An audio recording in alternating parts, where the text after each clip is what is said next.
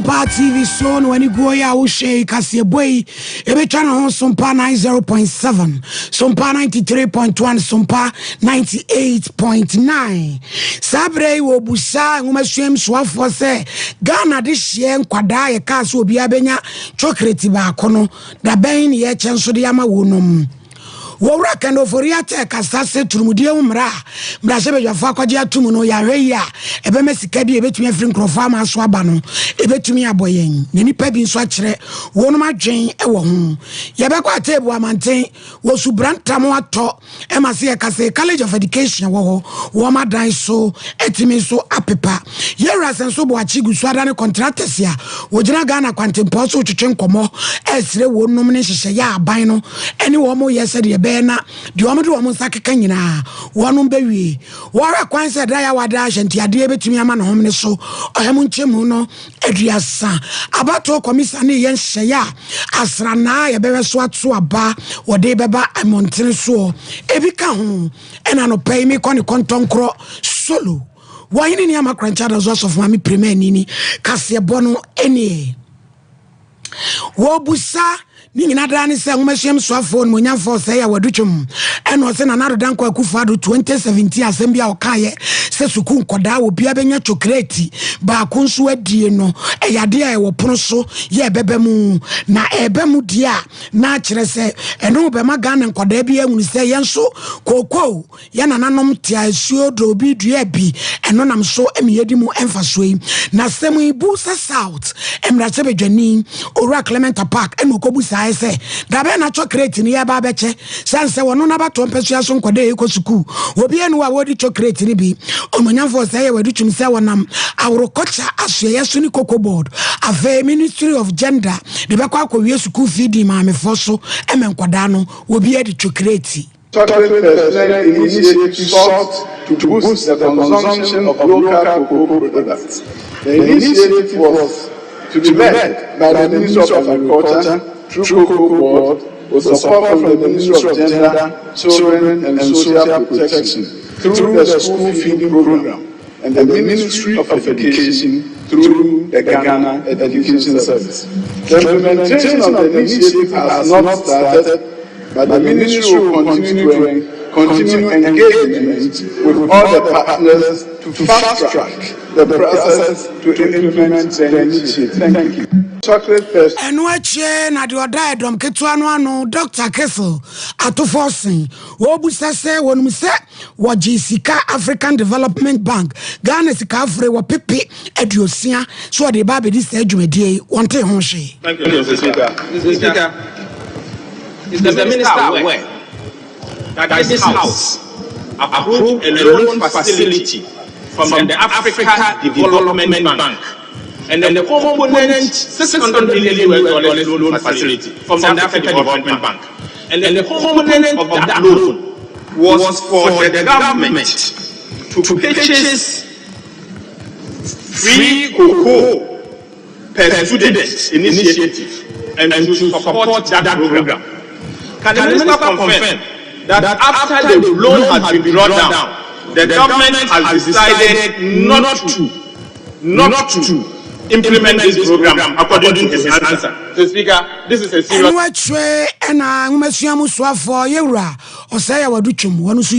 Mr. Speaker, the Ministry of Education, as part of the government policy to improve access, equity, and quality of education across the country,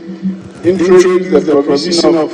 materials to public senior high schools across the country under the free senior high school program to guide students in their learning and preparation towards the West African Examination Council's examination.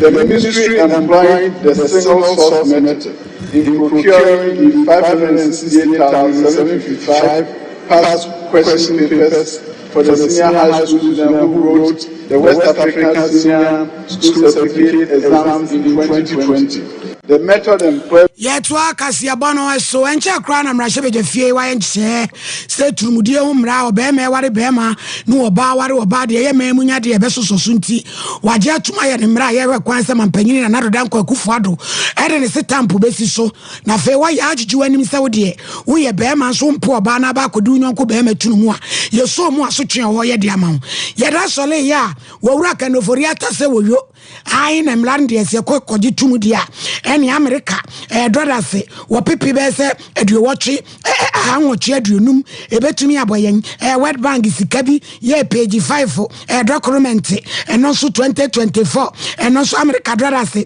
what people and what you know, and also a baboy, and you couldn't tap a pay well good, dear, me who be that, and unti ye, and I'm penny, and Vanessa, and Quancoto, Sa Emrano, Nedron to him. I'm not sure if you're funny being central for at home. Without any doubt, sending salt to the good people of this country. To say that Ghana as a sovereign country, as a sovereign independent country, must subsume the rights, interests, and aspirations of people to the altar of the interests and beliefs and values of external bodies like the IMF, World Bank, and WHO. So the interest of the World Bank, IMF, is more than the Ghanaians. The values of this country, for which we shed blood and obtain our independence, is not worth protecting, but what is worth protecting is the interests and aspirations of the IMF. So it is that this is a useless government that has done the interests of the people of this country at that. How can anybody argue by any set of logic that we should relegate the interests, values, and aspirations of the people of this country to the altar of the interests of external bodies like that? So are you telling us? Now we be our dare. It was the Kasemu financial secretary or Prince Obri Abua and so Kasa say Sagani to Tiani May near to near the Sikasa de Hobaswa. Kayan call how Piadamo Marcus Cockor tenting. I'm a famra, I'm a teacher and say, Bajisicana Munimutunum.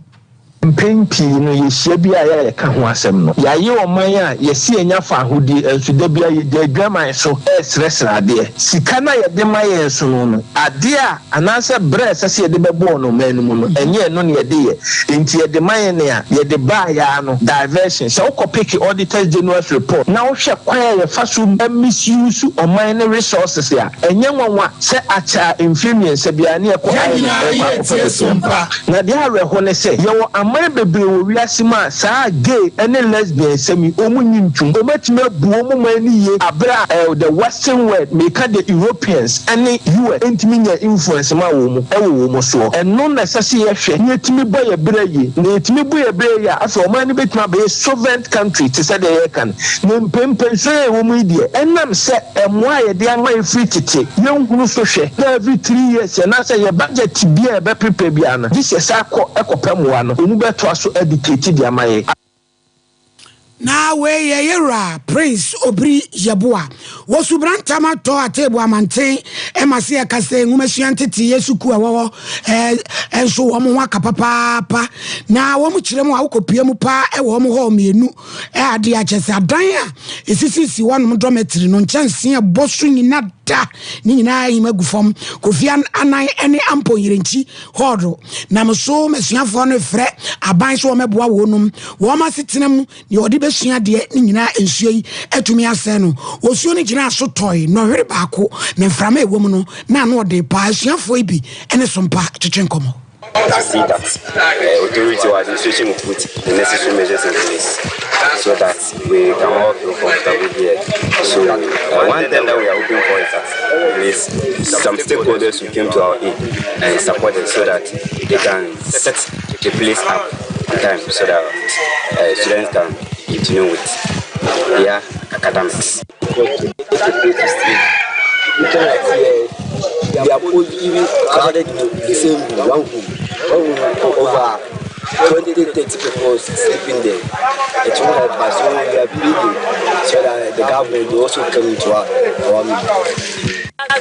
Stakeholders we say, remember you pay money and man, so they do only so my boy not into the my because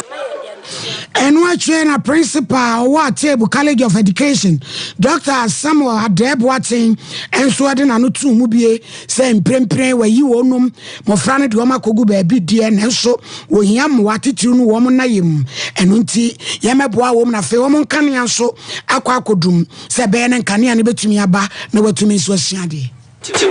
College of Education and I know me to toy from market TV fire and unti baby mofra ranti and done omodano eso apai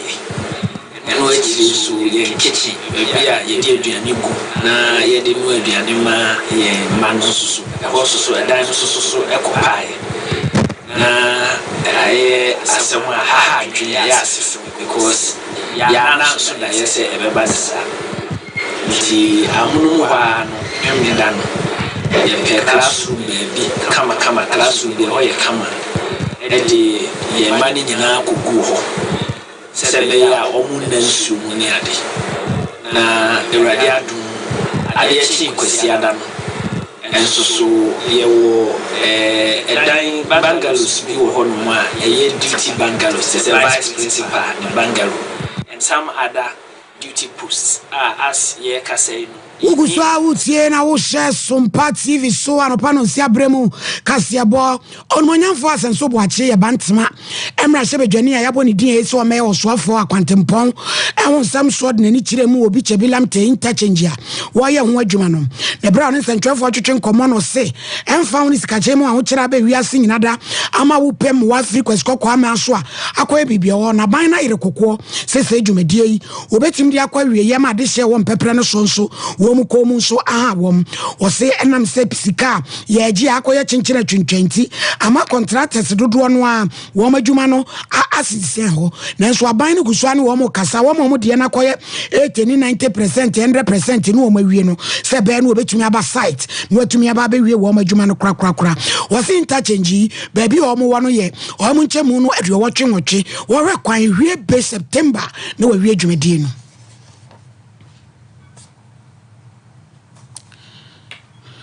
Shantiade betumi akosoro ye buremu amachiya ne daya wada eda etoso enso no Concerned Drivers Association of Ghana womani nua baako na akabomu afrance ntwerefo se wo resen ko benyo hemu nchemu no aduasa ede aka ho yesa bo apaye womde wom hawa to abanim se ne asetene no ayeden wom yerenom ne yenyina da ne kodwom kokodi edwa fango bo no ama wom so ahokire ka wom ntin kaban no enye bibi mfa ho wom so wom aban tumi nye bibi ada mfa ho de a wom so ntumi nkoya adwuma moka etie ne wom betoto hyentuade no emom ne bra Sompa ene ora Samuel Amoa yo ne deputy PR Dima GPLTU en wakasa kire ahyenkafo ne se omunya abotre wom gusuwa ne mpenfo kasa sabre wonfa abo bi amere wonum so wom fanto hyentuade no emom na asentiade ntumu nso de unim se enko ewo bra GPR tunsa enimu bi edi kan de krata bi by early this year IASN ka 24th January year to transport firm by 20%. Ema transport ministry ni ba bonten enam so mo beto nsa fra mi ko share o transport ministry 23rd January we ko share no ye ko bobo nsemu a ko ti se normal procedure be bia ye fa na ye de to ye transport firm ye mfa sa kwan no so enti no de ko si ene se ye church ni mangu krata so ne present na ministry ni so fanko dan cabinet no mundi hun kita ho na omon share the proposed percentage e pese egi no se kwata se di kan se ti bi free so na ye nyina no ti ba ko banku me no de ye ntimi ye share ni se ministry ni so no mu nyanto Sompa frame ti me no ka se kra no nanka na wotwia no ye sensia ne ahwe so mo frame a ne yankasa nso ya san akwa bo mu timi bi na yakobi so mo se krata de beto mo pono so na hu se we yakasama afabe de akire ya okasa de ma GPLTU adwumako no ye nyina ye nim safie ya bato afe bro nyabosumi no Ghana de hye be sode anopa koto aba eyi mampanini emra sebedwafo na so ya won ototo abato e ma ne ye kama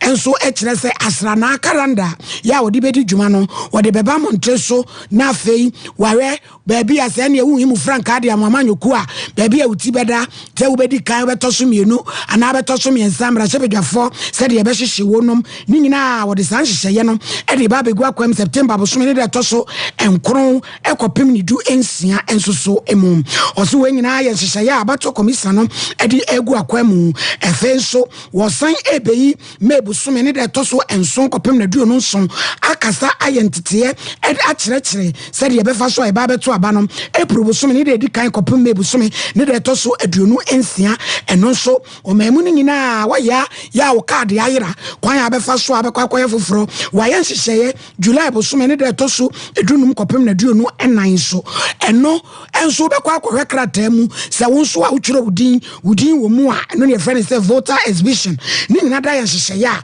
or Digo Aquamo to Miabua, Nabatono Asum James to Miaba. Nanso, Wawura Madi Jibri, ya Deputy Director of Elections, Edema need this Yamanukota timetable, Electoral Commission, no deba Montresono, and Yema Wumua, Amotia Sia, any Munsamua, or no so I can't hear baby. Saka Krata, I invite political parties to IPAC on the 7th of this month at 10 a.m. Agenda no say for discuss 2024 calendar. And Saka Krata. The calendar again Sanka because Krata by only Krata no I think I don't on the board. Because the same thing, and we had this year, January, Ubekaya, IPAC in January. Now the same agenda, Yano Mai. I call and I'm going to the issue of the month and date we discussed. Then before we came to this point, at that time, our information actually said no more calendar, but the calendar was to November. Because they didn't share with us, that's why we are also going back now to discuss. Yetu akasia bono eso waida ba kudi esi wakai say ye beti asem ene yason watu din say World Hearing Day na sema okasa ho ni say changing mindset, let make ear and hearing care reality for all. Ghana so enye ho afiri mu kura ya ye kasa kwampa e befa so e bebo yason ho ban kwa e beti asem ene nipa nkita hodie mu no say wason ye adwuma mu fa so ya ede eba enam so ma akopie mu osintre so abaya asabia wo ye dai bi wo ho kasa ye chire mu papa Dr. Mapa Biachi ya wono ye ear specialist ENT and wo chire mu Ghana fo say ye bebo ya so ban niema edi wura ya so mu edua praye painti ene niema etesa ne maame bia mani tua no a ye ne no ofie ha no wa chia na no ababa wa pa wura papa o ni nyina anya de etumi boa ye tie se ro chire mu your ear is integral in the right part. The only problem is the tuning and shaker. Half of your brain and other parts of your body that helps. Your ear is part of the reason why you can walk straight, even when you're dizzy. Such that the one main thing we encourage people is that there are some more about them. So they are actually meaning something who are wanting people who are inside maybe the basic practices will encourage people to avoid. Say, this is why you see TV masu. Oh, na kwamba they run asu. Oh, na tendency. Oh, they run tendency. Oh, they run asu. And why people say they run asu. All these things will encourage people not to do it because they are so. Way anticipation de say sinchire so ya sabie o Dr. Mapa Biachi na wo chire mu no na ye kwawie kase bono dia na asukuma odobin brakwa emansi mu ene ye kwa koduro polyclinic bi e wo wura bi ne yire wa nyame so ade ayasabie mu mpa enum 20 kilowatt generator wode akoche wo na ne mekeka hu bebre ene ode akoma mandam hana wo ben oni ni kumbran wo ben ene omde ne mekoche ye na Dr. Madam Dazi Mensa ye wo polyclinic hoje ne me no sinu kuranie ebeboa wo mu papa sabre ye nkane apreso yi na wo menya generator me na nadua ko bese telete yi eyade a eba beboa wo nom sanse so mo ye adwuma ne edum wo mu nkane a emo mo bre giro mo twen akopem tama kane no beba ansana wo ye adwuma sa problem no beto mo animu no o man hwele nkase o we de enfayo ne mo maboa ye best na yenya there were bad challenges it's a very old worn out best so the background out the panel to so and yet intino e be na do so eliminate one more na yɛbɛsɛ foforɔ nso bɛbɛm na polyclinic no a yɛwɔ vision sɛ yɛbɛyɛ hospital in the next 5 years no. Medical superintendent that's the mensa brakwa polyclinic and yet in Canana osa for ya otosom yensai or hine ewo bremai brakwa one should name yanko tej mediano asi a wobo madam hana wo ben ni kumbra wo ben abaso papa so ma ya de afemebunu a wo mo nso wabo ma baso so ma ya de wo wie en wo sre ayasabia ni mu adwumayefo se to de bi na obi ba yasabia ona kaprinkura no a ya wo mu ne mobo kakra. When you ya brown, I ya wo aye ama black man. Ni fẹ́ brown ba ho na se wo. Ena we nene a wo gina no mo ba adene ma ye. Nti na se kese en ko me yan ko. Ni na se ne di so ma abawana. Ena ko bi black. Ko black be se ko ma wo ya de pa.